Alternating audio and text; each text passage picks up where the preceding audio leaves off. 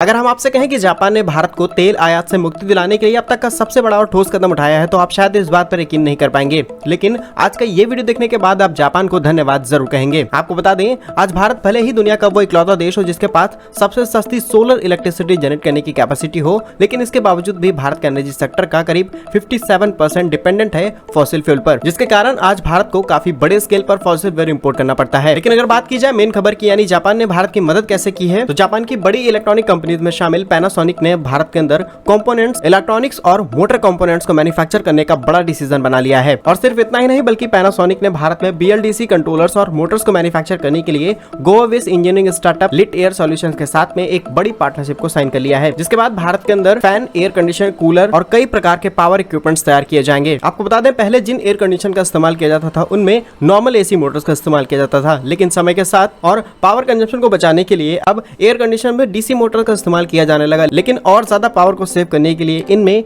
BLDC यानी Brussels direct current motor का इस्तेमाल किया जाने लगा। जहां एयर कंडीशनर और मल्टीपल इलेक्ट्रॉनिक एप्लीकेशंस में BLDC मोटर का इस्तेमाल करने से 50% लेस पावर कंजम्पशन होती है, जिसके कारण आज भारत के अंदर BLDC मोटर्स की डिमांड लगातार बढ़ते चली जा रही है। इसके अलावा भारत के अंदर इस्तेमाल होने वाले कई सारे ऐसे ही BLDC मोटर्स और कंट्रोलर्स चाइना से बड़े स्केल पर इंपोर्ट किए जाते थे, लेकिन जापान ऑलरेडी भारत के अंदर मैन्युफैक्चरिंग शुरू कर चुका है, तो हमें चाइना से इंपोर्ट करने की जरूरत नहीं पड़ेगी। रिसेंटली ही कंपनी ने करीबन 1 लाख कंपोनेंट्स मैन्युफैक्चर करने के ऑर्डर्स को रिसीव किया है और लगातार ये कॉन्ट्रैक्ट्स बढ़ते चले जा रहे हैं। इसके अलावा गोवा से स्टार्टअप लिट एयर और Panasonic, Usha group, CG power and solution, Crompton, RR cable, Sujata group और कई प्लेयर्स के साथ में मिलकर के इन सभी पार्ट्स की सप्लाई करने वाले हैं। और अगर बात की जाए डेटा की, तो पिछले साल करीब 6 लाख BLDC मोटर्स और कंट्रोलर्स इस जापानीज कंपनी ने भारतीय प्लेयर्स को बेचे थे, जो करीब 16 करोड़ रुपए का बिजनेस था। और जैसा कि हमेशा से जापान भारत को कई न कई एडिशनल बेनिफिट्स देता है, यहाँ पर भी एक नया बेनिफिट दिया गया है। रिपोर्ट के मुताबिक लिट एयर के पास कुंडैम में एक रिसर्च एंड डेवलपमेंट यूनिट है और हिमाचल प्रदेश के अंदर मैन्युफैक्चरिंग यूनिट है, यानी कि पैनासोनिक इजिली इन सभी मैन्युफैक्चरिंग प्रोसेस को देश के अंदर इजिली शुरू कर सकती है। और एक नई यूनिट गुजरात के अंदर भी शुरू करने की तैयारी बनाई जा चुकी है। आज के समय में जापान भारत का 5वां लार्जेस्ट इन्वेस्टर है इंडियन इकोनॉमी में। वहीं 2000 से लेकर के 2022 तक के बीच में करीब 1440 जापानीज कंपनीज ने भारत के अंदर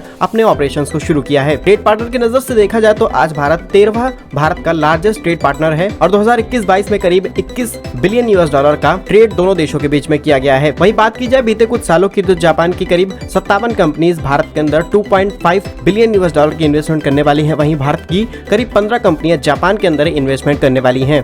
तो कुछ इस प्रकार से जापान और इंडिया मिलकर के काम कर रहे हैं और भारत के एनर्जी सेक्टर में ऐसे BLDC मोटर्स और कंट्रोलर्स भारत के पावर जनरेशन को कम करने में काफी ज्यादा मदद करने वाले हैं। भारत में गर्मियों के समय इलेक्ट्रिसिटी की डिमांड पीक पर चली जाती है और ऐसे में हम ज्यादा ऐसे कंपोनेंट्स का इस्तेमाल करेंगे जो लेस पावर कंज्यूम करें। कमेंट बॉक्स में थैंक यू जापान यानी TQ जरूर लिखिएगा। भारत के ऐसे ही यूजफुल इन्फॉर्मेटिव वीडियोस पाने के लिए हमारे YouTube चैनल को सब्सक्राइब जरूर कर लीजिए। मिलेंगे हम आपको एक नई और इंटरेस्टिंग वीडियो में, तब तक के लिए वंदे मातरम। भारत माता की जय।